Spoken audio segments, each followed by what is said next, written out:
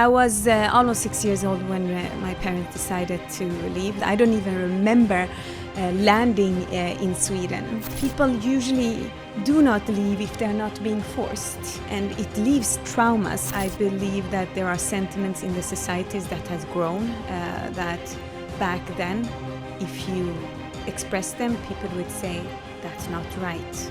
Today, some people see it as a human right to express that you're not from here, go back to your country, Swedish or European children first. If I look at my own parents, I know that my father had a hard time when he came to Sweden. He felt isolated.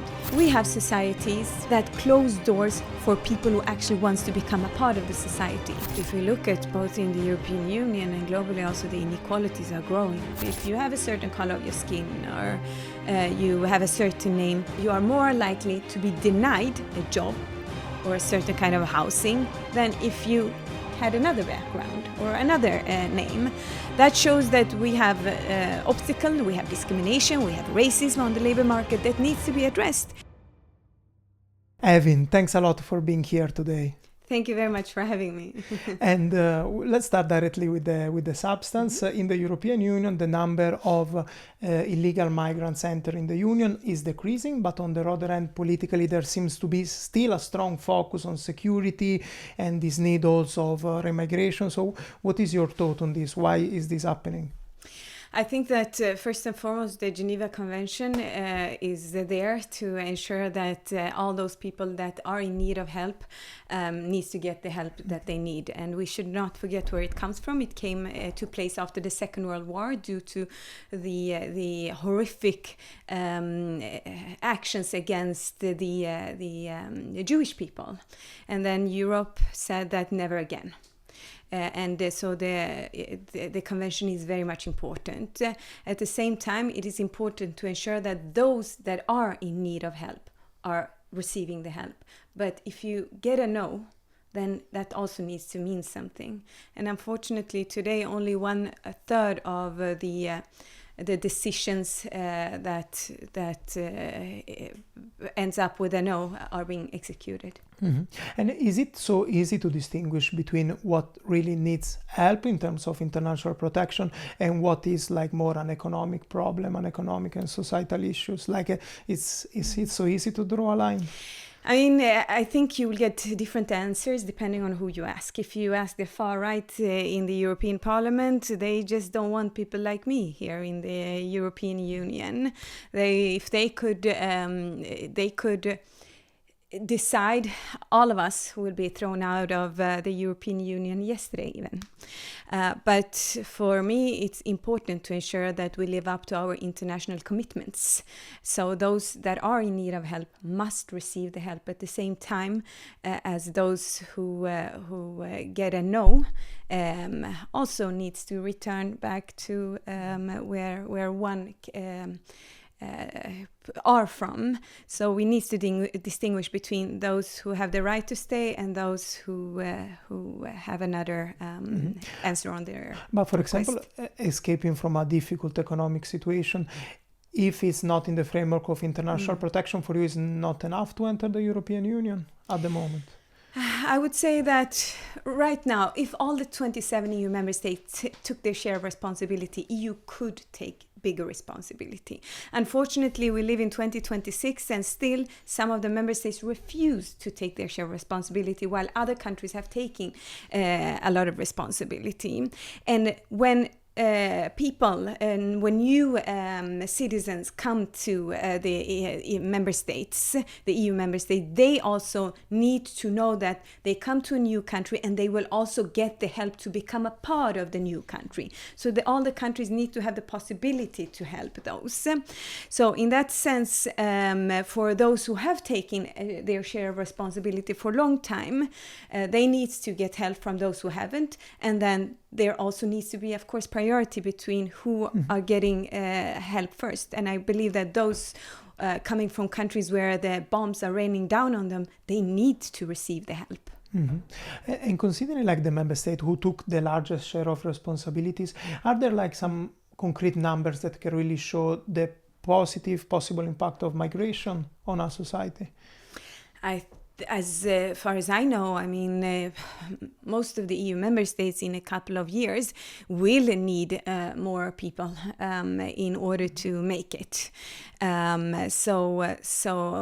if I look at my own country in Sweden and the evaluations that has been made, there are several different evaluations. One of them is actually that the new citizens have contributed economically to the society, especially the second generation have very fastly become a part of the member states or the countries. But here it's also important that the countries and the society ensures that the doors are not closed.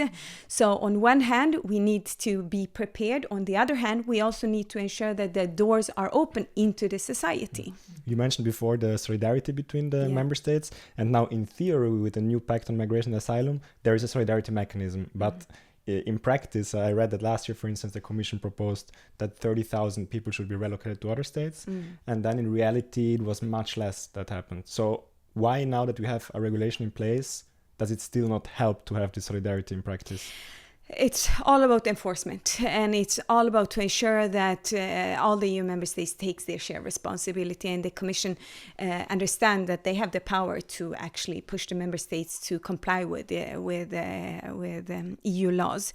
It's not only the citizens that need to comply with EU laws; it's also the member states that needs to do that. And unfortunately, we also see far right, unfortunately, hand in hand with center-right parties also not really wanting to take their responsibility. And one thing is the responsibility, but the other thing is also that, as you said before, like many decisions are actually taken, for instance, return decisions, but they're not executed. I think, like as you mentioned, like maybe if 1 out of 4 is actually enforced. So what are the problems why they're not enforced? And do you think this can change and should change? It's 1 out of 3 who are not enforced. So 2/3 are not enforced. Only 1/3 are enforced. So it is a big problem, because those who have the permission to stay, they should know that they have the permission to stay. No one can revoke that permission. It's a legal right. But if you do not have the permission to stay, also that needs to mean something. Otherwise, I mean, legislations, if we decide to respect them sometimes and not respect them other times, what will laws mean? They will not mean anything in the end.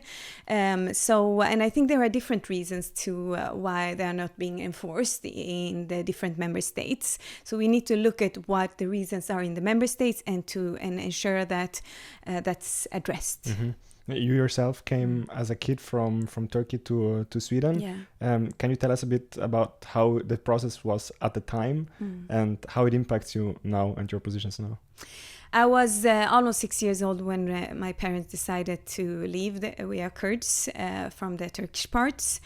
And the situation there, as unfortunately today also, was really, really bad. I was very little, so I don't know the process myself, to be honest. I don't even remember landing in Sweden. And some people might say that that's because it was harsh on a child to leave the place where he or she comes from. And I think that was the case for me, because I really didn't want to leave my rest of my family and move to another country. And that I have, of course, always had with me, that people usually do not leave if they're not being forced. And it leaves traumas in the even children who are, in my case, 5-6 years old. So therefore, we also need to have respect for that people's lives are different, and there are reasons to why people are fleeing different countries. And of course, that also has impacted my way of looking at the situation, and also impacted me when deciding how I vote or not vote in the parliament. And here the crucial point is where to strike the right balance, because of course it's people who need protection, who need help, or who at least seek more opportunities. And at the same time, maybe the capacity of the EU to take all of them is limited. And Right. No, well, exactly. I mean, when it comes to the capacity, it is important that all the member states have the capacity to help. But I also see that there are some member states who refuse to do that. And when they help, they make difference between refugees and refugees. And that is unacceptable. Being very blunt, white refugees, they don't see as a problem. Refugees that have the same pigment as me, they see as a problem, and we cannot have that in this way 2026 in the European Union. And do you consider there that from an integration perspective there is a difference of challenge in integrating different cultural background, or with the right policies it's all at an equal level? I think both. It could be because of cultural, but most of all, it's because of the experiences that people have experienced. I mean, you come from a situation of oppression, wars. Of course, people carry traumas, and therefore also the member states need to have the possibility to give the help that is necessary. At the same time as when a person comes to a new country, it's also important that those people are having the possibility to become a part of the society. I mean, I grew up in a suburbs, in the second biggest city in Sweden, Gothenburg. And it took me until I was 14, 15 years old before I felt that, well, I'm Swedish. And that was when I took the step into becoming politically active. Before that, if somebody asked me, are you Swedish? I would say, no, I'm not Swedish.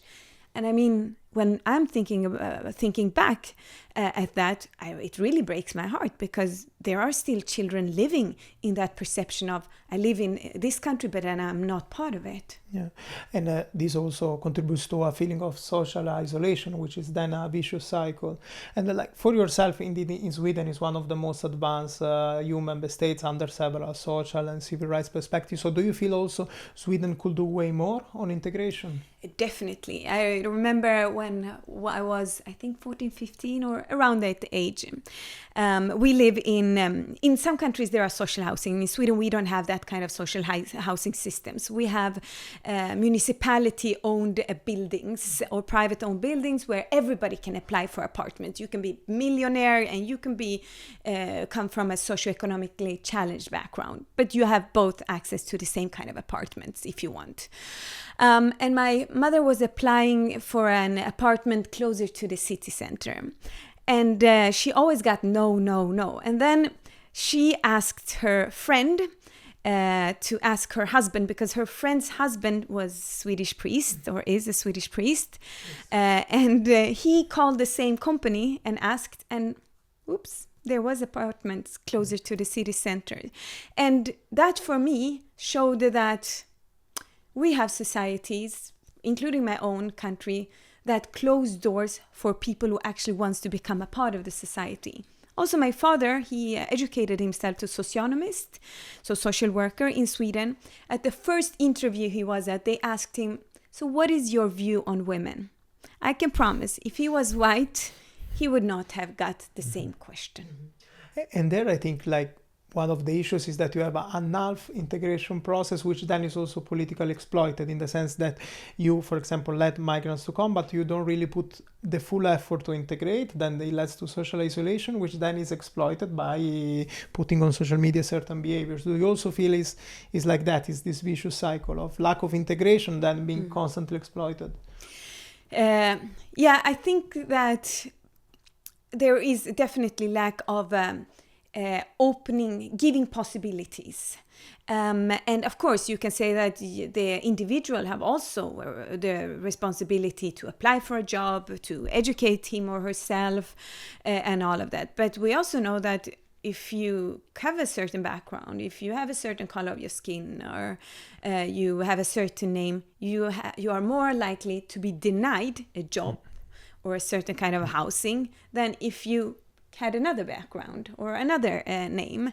That shows that we have obstacle, we have discrimination, we have racism on the labor market that needs to be addressed in order to ensure that everyone in our societies actually can become, can fulfill their dreams. Yeah, it can also become a resource. Yes. I mean, automatically, if you take a step into the labor market, You are becoming emancipated as a person, but you also contribute to the society. So it's always a win-win to ensure that people have access to the labor market, to education. And considering also the recent position of left parties in the recent years towards more conservative also stance on migration and integration, what is your take on this?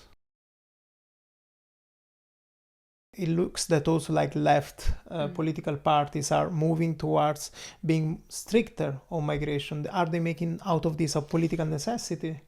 I don't know if stricter is the right word, but if we go back a couple of years or a decade or two, the situation that didn't look like it does today.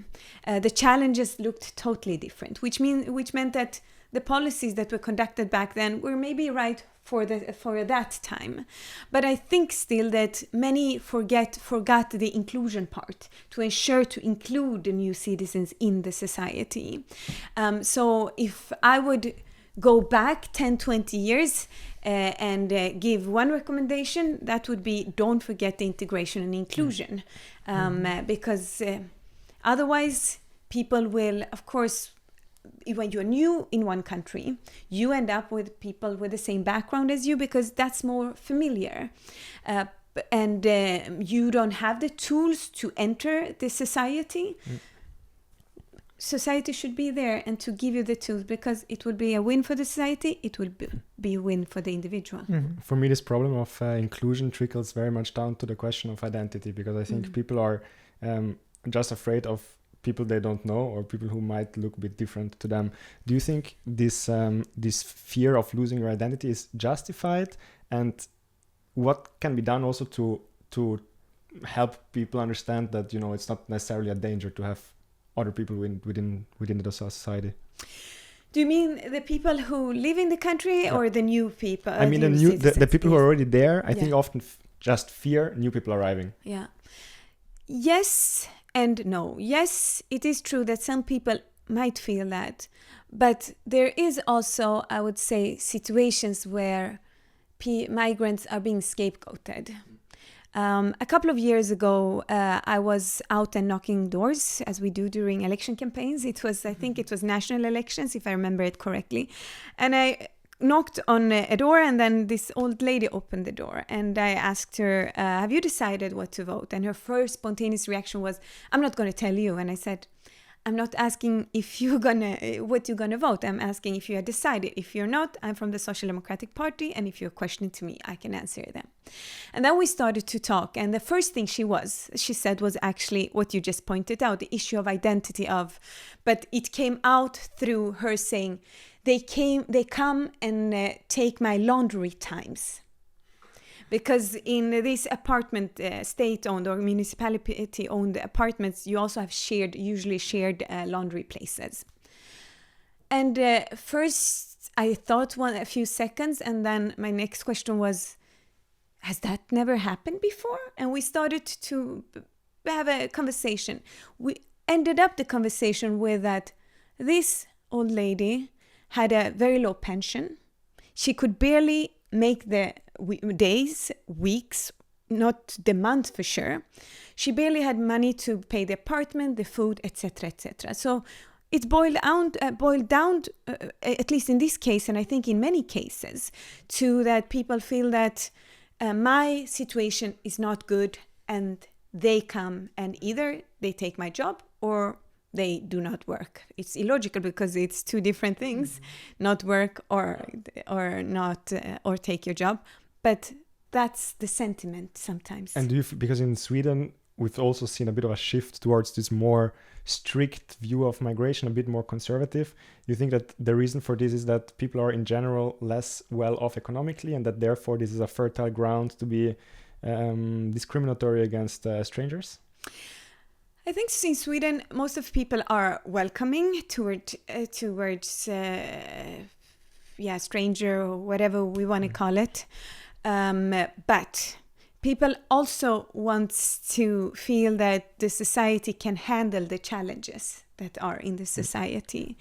And I would say that, it boils down to that there are challenges that needs to be addressed, and that many people feel that that needs to be addressed before other challenges occurs. I mean, I think for the lady you have just described, I have empathy, honestly, because I can understand that maybe things change. She doesn't like it. At the same time, in the parliament there was just the vote on the return regulation, and people, so certain MEPs from the far right side of the house, they actually then started shouting, "Send them back, send them." And there I'm really wondering, okay, where is humanity? Because maybe you don't like them, but this kind of strong sentiment is a bit exaggerated. Definitely, and that is the difference between those who once regulated migration and those who wants no regulation, no migration at all. They even want to, like they said, send them back. That includes, of course, myself. And it was... I must confess, I started myself to cry when that happened, because it was an awful atmosphere that was being chanted in the heart of European democracy. That it's not about ensuring that people who need help receive the help and that the society can help those that comes, but it's rather about pure racism. And there, like, also one example that really struck me was when Trump made his speech to the Congress, that he mentioned that migrants use the word aliens, if to on purpose distinguish between human beings and aliens, or something that is different from us. But I would like to ask you, because migration has always been also used as a scapegoat in the course of history, why now is being used particularly in these recent years? If we look at both in the European Union and globally, also the inequalities are growing very, very fast. And I would say that that's root causes of why the far-right movements are on rise and why their ideas are being normalized. So that I would say that's the root causes. But of course, in addition to that some people might feel that things are changing. And the change they are associating with migration, while it's not necessarily connected to migration. Yeah, and it's not connected, but it's also an easy tool to exploit public opinion. In this regard, is there something that can be done to also counteract well enough this narrative?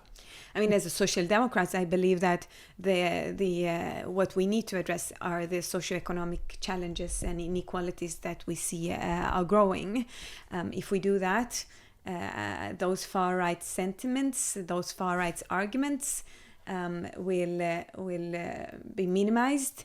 And when people feel that I actually have it good, there will not be something to blame the situation on, and there will not be far-right movement taking advantage of people's challenges. Yeah, and can you tell us some specific example of social democrats' policy in these regards? I think building up welfare states is super important. Access to education, access to labor market, access to health care, access to child care, elderly care are important. Housing, super important. So there are quite a lot that I think would be significant to ensure that we bridge this inequalities that exists. Yeah, and there I found it particularly interesting also the time frame, because to address these challenges, of course, it will require years, if not decades. But in the meantime, do you think the Social Democrats can still fight this narrative of the far right? Or yes, and the answer would be to give people hope, and give hope you do through showing concrete examples of change that you want to make. So definitely, I mean, it's not God sent that the far right movements are growing, and therefore also this can change. And we have seen in history also how this kind of heinous ideologies have spread all across the European Union and split our continent, Europe, in pieces. But in the end, democracy prevailed. but we should never, ever, ever let history repeat itself. We should take knowledge from history and ensure that we change the path that the EU is on right now. And still very interesting, because like in terms of history repeating for me, and I come back to that Trump speech, because it looked really like a comeback to the 30s, like using the word aliens to talk about migrants by the president of the US is really concerning. So are we really aware of how deeply in trouble we are?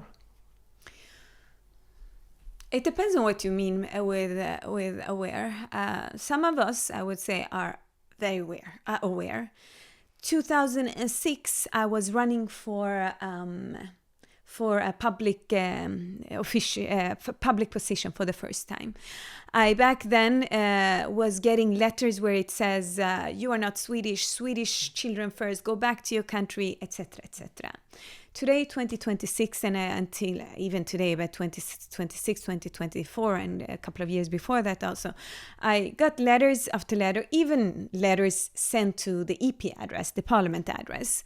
It was saying basically the same things, but there was one big difference. 2006, all the letters were anonymous.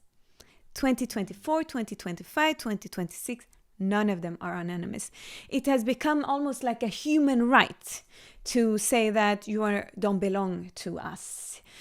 You should go back to where you come from.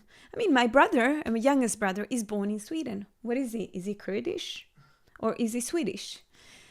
I would see him 100% Kurdish, and I myself, Swedish, and I myself feel both Swedish and Kurdish. It's the same, I would say, as I grew up in Gothenburg, but I live in Uppsala. If I can still have my background from Gothenburg and be proud Gothenburgian and still be from Uppsala, the same way should be which country you are born in and which country you're living in. It's not a contradiction to be the one and the other at the same time. Yeah. I a couple of months ago I read a book which really left an impression on me of maybe I can show it. So I don't know if you have seen it before. No, actually not. It's of a journalist, an Irish journalist, and she writes about migrants and their travel, how to come to the EU, and it was really impressive to hear those stories, because I think people are detached from this reality. So you hear how they have to, get from their country of origin through the various smuggling networks, through the different detention centers in the third countries, until then arriving to the EU.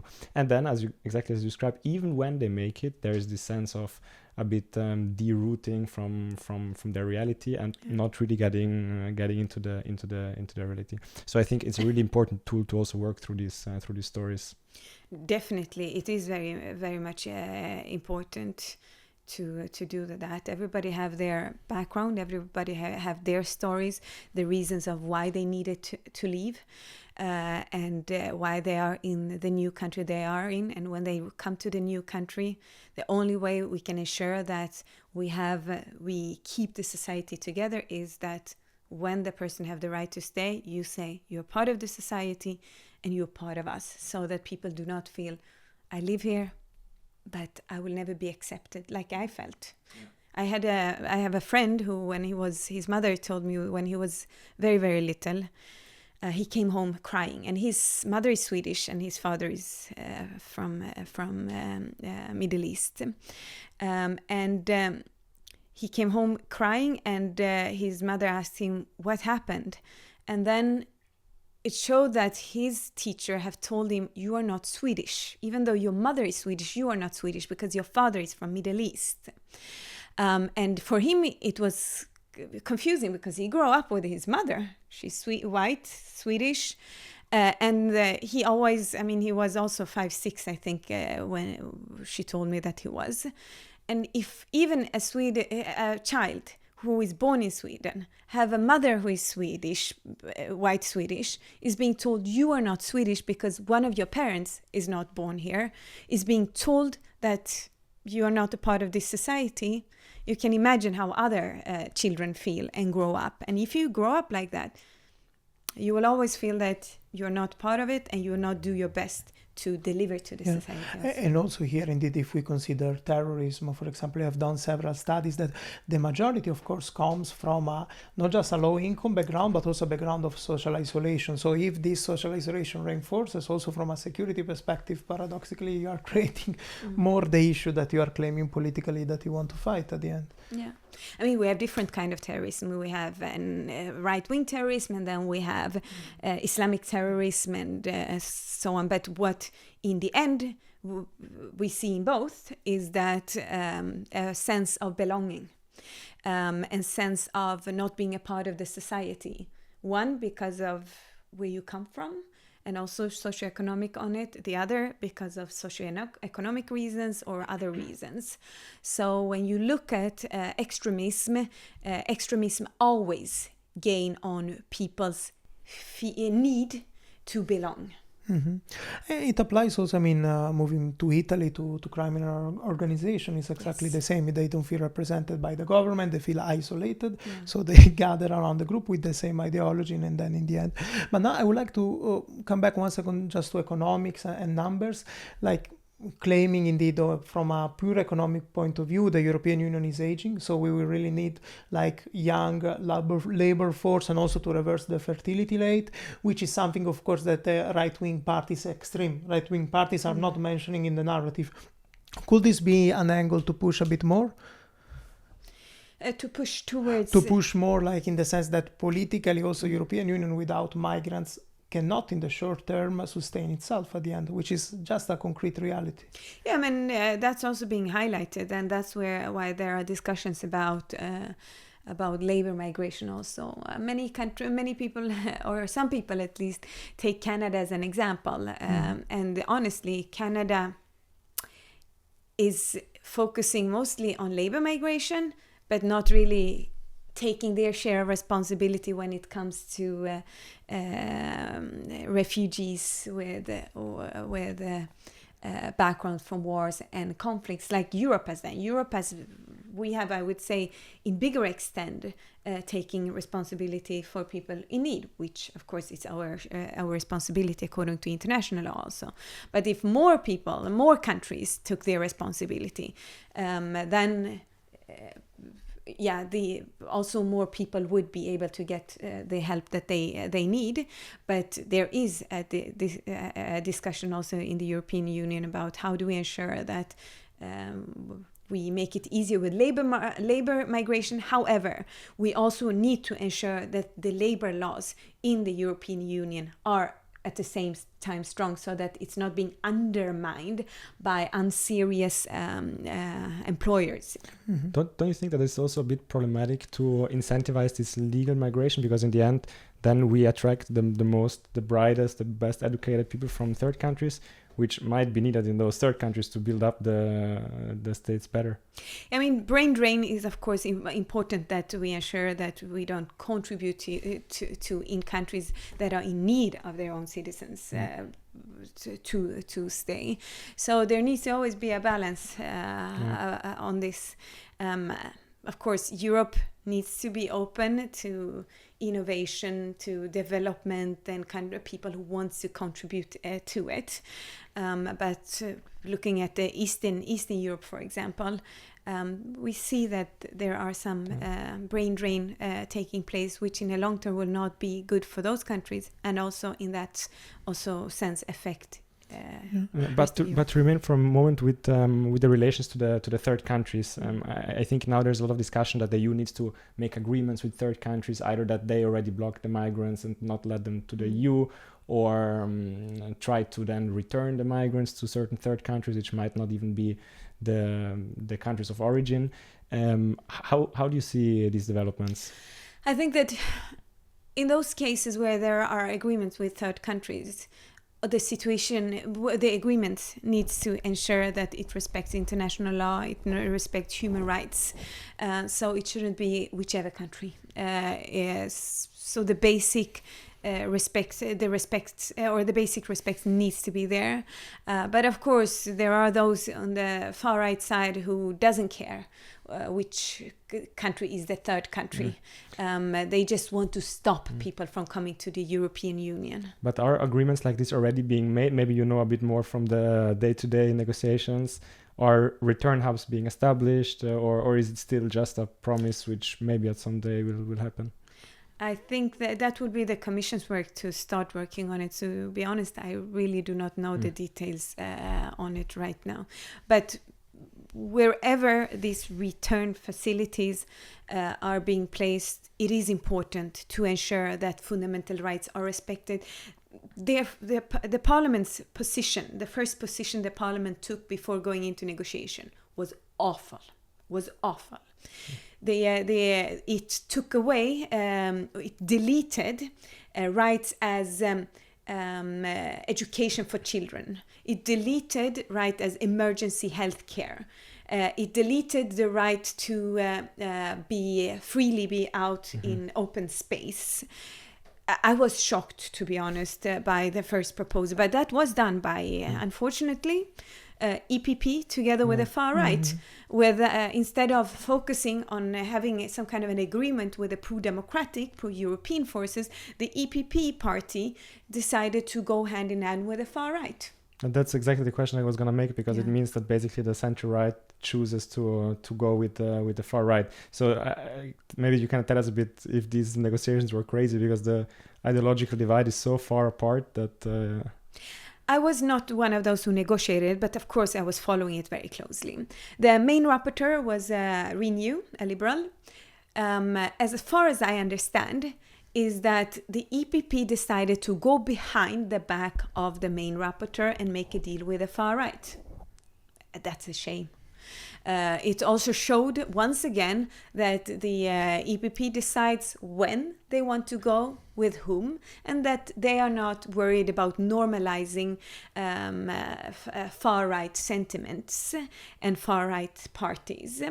And that was actually sad to see, but it's not the first time. It's one of the worst situations, but there has been other cases, for example, when we have been discussing rule of law, human rights, democracy, etc., where EPP negotiators or rapporteurs or shadow rapporteurs decide to go hand in hand with the far right, water the text down, and then it goes for a decision, and the far right votes against it, and we, of course, also from the center left, vote against it because it's too watered down on fundamental rights. Then EPP stands there all alone with the pants down. If you want to negotiate with the devil, you also need to know that the devil will vote in favor of what you are proposing. But if you think that you can use the devil to your advantage, and then think that those that you have pushed away, the pro-democratic forces, will still vote in favor of something that is totally watered down, then I don't know which reality you're living in. And you feel that the EPP is doing these moves for conviction or mere political calculus? I will say that in some cases conviction, some cases political games here, and they think that they can decide when to do what because they can play with both sides in different issues. But it's not possible to play on both sides in different issues, because at some point you come to a point where also the other side will say, hey, we're not, even if we got 10% of what we wanted, we want more. And I think it's also important with the pro-democratic forces as liberals, SND, the Greens, and including the left, are more clearer, more often towards the EPP, that enough is enough. You cannot continue however you want without any consequences. Yeah. And considering here also the aspect of refugees and cooperation with third countries, one striking example for me also concerning Italy was Libya. So the situation of an attempts of some agreements, and after the intervention of the West, of course, the situation became way worse, and this applies also to other cases, like for example in Iraq or in Afghanistan. So what is the impact of the Western intervention of these asylum seekers in the EU? In some cases, the European Union or member states in the European Union could have acted totally differently and have contributed to worsening the situation. With this said, I mean, Libya with Gaddafi there, Libya was a horrific country back then also, in a different way than it's horrific today. But I would say that in some cases, it could have been dealt with in total other way, not short-term economic interest, but long-term interest in favor of the people of the country. And I think that, for example, Afghanistan, just to go in and just to withdraw like it was withdrawn, everybody knew to withdraw like it happened will lead to big consequences. It should have been done in total other way. And I think now Afghanistan is the country with the third most asylum applications to the Union. So last year I think it was after Syria and after Venezuela. I think it was the one with the third most. So could be, I don't know the figures there, but it could definitely be, especially, I mean, women are under oppression. Women are not even being, are not allowed to be seen in public. I mean, no access to education. And it's also totally crazy because on one hand, now women are not allowed to educate themselves, not become doctors, and then men are not allowed to treat women. How is this going to end up? Yeah, and it was $1 trillion of US dollars spent to come back to the exact same situation as before, due to lack of planning. And also, coming back to lack of planning and refugees, I think a very important point that you mentioned is trauma, because you have refugees that come with very difficult life stories, with very difficult backgrounds. So there is really needed a very strong support work in order to integrate properly. Is there enough psychological support currently at the moment from the member state? I don't know the details, but I don't see that there is. Because there, like if you don't address these traumas coming from war grounds, which are super heavy and deep, of course, it's also difficult, in my opinion, to integrate a person in a society, because of course it carries such an heavy package that is difficult and also can be shared just among its peers with the same trauma, Yeah, the trauma needs to be definitely addressed for those who needs trauma support or help to get through the trauma. But then also the support to feel that you are in a safe country and you can become a part of that country so that you don't feel isolated constantly in the new country. It is, I think, very much important. If I look at my own parents, I know that my father had a hard time when he came to Sweden. He felt isolated. He felt he didn't have friends. He felt, emotions that, of course, for me as a 6 years old who do not remember so much when I think about it now, maybe didn't feel. Because I very fastly became a part of the society in the sense of I went to school, learned the language very fast, etc. The trauma shows differently. But when I was then growing up and then also being told by, unfortunately, some teachers that because where I was born in, I'm not Swedish, that also was, what's it called? It was, I also started to feel that I'm not part of the society. So the trauma can show up in different ways. Yeah, because also for me, I remember I was in Helsinki 2 months ago and this taxi driver was bringing me to the airport to the hotel, and he was coming from Iraq, and we had a nice conversation, very long, and I could feel how much he really wanted to interact with me, and he also told me very clearly how lonely he felt in Finland, and how difficult it was for him to integrate, how a stranger he felt. And so of course, like if we do this integration process in this middle way, it's very difficult to then these people become active member of society and then resources. Yeah, and I mean, talking about taxi drivers in Sweden, but I think also there are similar cases in other countries also, where there are high educated people who do not get the support to get the job that they could actually do, while there are jobs screaming for people with that kind of education. So to ensure, one important thing would be, for example, people come, those who are allowed to stay, they stay. Look at what kind of education they have, and look at what can be complemented in order for them to be able to conduct that kind of education, especially when there are need of people with that education in the society. Why should that person, due to the color of his skin or her skin or background or name, end up becoming a taxi driver? Which, of course, if you want to drive taxi, you should do it. That's nothing wrong with that at all.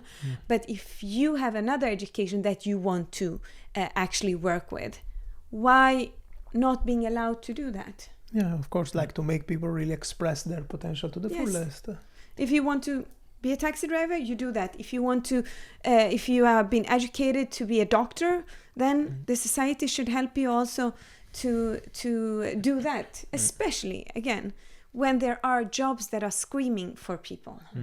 I think just to share also a brief personal story. A couple of years ago, I did some volunteering in a migrant home, which was basically a non-profit, so not state organized. And there was a family from Ethiopia, and the man was very well educated. But of course, he struggled a bit with the language, but they were a bit there, and they didn't know what to do, because it was very hard to find even a home and then a job. And in this case, it was really this non-profit organization that helped them a bit, find their ways. So for me, it also means that maybe if the state cannot step up, maybe there's not enough budget available or whatever. It's also important that from a bottom up, there are organizations who support this. Yes, but there is always, if there is a will, there is a way. I'm a social democrat, so people will not be surprised that I'm not fond of the current government in Sweden. But more than because of my political background, they prioritize lowering taxes rather than for the rich, I should say, for those who have already. For people like me also, who have a good salary, rather than putting the money where it should go. So it's always about priority. And yes, it's always good that the society, the surrounding helps out. But it shouldn't be up to individual groups to address the bigger challenges that the society is facing. That the society needs to handle, and the society can do it in different ways. Take direct responsibility, or ensure that there are funds available to also help out. So solidarity is very, very much important, both between people, but most of all, the state needs to take their share of responsibility. I think that's the biggest way of showing solidarity, when the state shares it in a way that is responsible. Yeah, and to me, like, more than a lack of capacity, looks more a lack of willingness from the member state, a lack of willingness really to deal with the issue. It is. I mean, some people say that, yes, we are in favor of equal rights for everybody. Everybody are equally worth, and so on and so forth. It's easy to, by words, say that, but what kind of economic policy do we conduct? There is one reason why I'm not liberal, and that is that I believe that society needs to take responsibility in some cases. Yes, individuals have a big responsibility, but you cannot take responsibility if the doors are closed. So the society needs to ensure that the doors are open. I took my parents' cases previously. My father educates himself in Sweden, does everything right, and the first thing he's being asked is, what's your view on women? And my mother is trying to find an apartment in another place to ensure, that we come into another area that she felt is better, according to her. But they tell her there are no available apartments, while when a white man calls, there are available apartments. And access to job, we are not even going to go into that. As soon as they see your first name, surname in some places, you're just being put aside automatically. So maybe Evin, as concluding question, we start a bit with your personal experience in the beginning. If you were to make this journey now, so 30 years later, what would change and how would your life be different with the rules that are in place now? Honestly, I know some part of my father's story because he was the one first leaving. I know that it was hard already back then, but I believe that it would be even more challenging today, both to be able to access the help and to also maybe even becoming feeling that you are part of the society that you are coming to, especially with all these sentiments that are growing right now due to normalization by the far-right movement. Do you believe we're moving in the wrong direction overall? I believe that there are sentiments in the societies that has grown that back then, if you express them, people would say, that's not right. Today, some people see it as a human right to express that you are not from here. Go back to your country.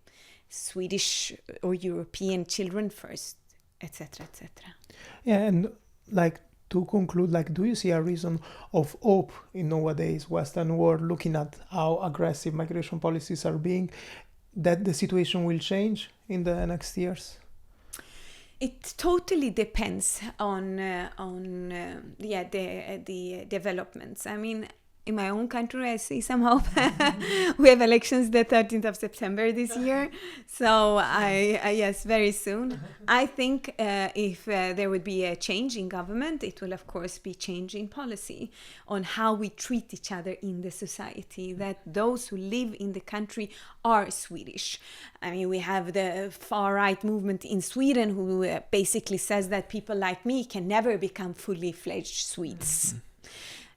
So policy and parties, policymakers who want the society to hold together is very important. Yeah. And if you could say one thing to that people that were sending you letters in 2006, you are not Swedish, or that send you letter more recently, what would you say?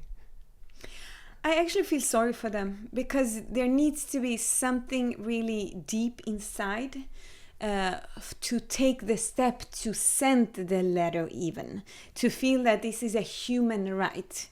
So I mean, there is something broken inside of them also, or inside of them, when taking the step, not only thinking the thought but taking the step to want to hurt another person through saying, well, you're not equally worth as me. Yeah. Well, thanks a lot, Evin. Thanks a lot, Evin. Thank you. Thank you.